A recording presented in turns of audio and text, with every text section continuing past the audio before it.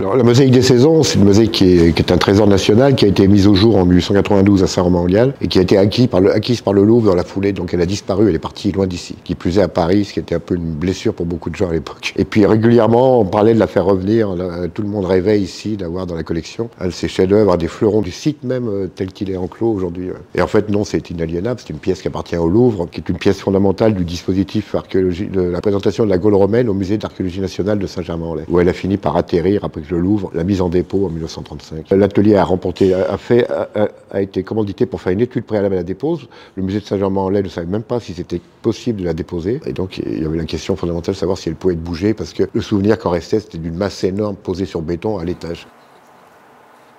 Nous avons fait la restauration et le projet de refonte du musée de Saint-Germain-en-Laye a pris du retard d'au moins 3 ans. Donc nous devions livrer après restauration la mosaïque en juin 2023 à Saint-Germain-en-Laye. Et avec ce délai de 3 ans, le musée a saisi l'opportunité pour savoir si on ne pouvait pas la présenter chez nous de manière ce qu'on a appelé semi-temporaire, c'est-à-dire pour une durée de 3 ans, plutôt que de la stocker dans nos réserves, de la donner à voir au public. Le musée d'archéologie nationale a bien sûr adhéré à cette idée. Et l'intérêt, c'est que ça nous permet à nous de la présenter d'une manière qui sera sûrement pas celle selon laquelle elle sera présentée au musée de Saint-Germain-en-Laye.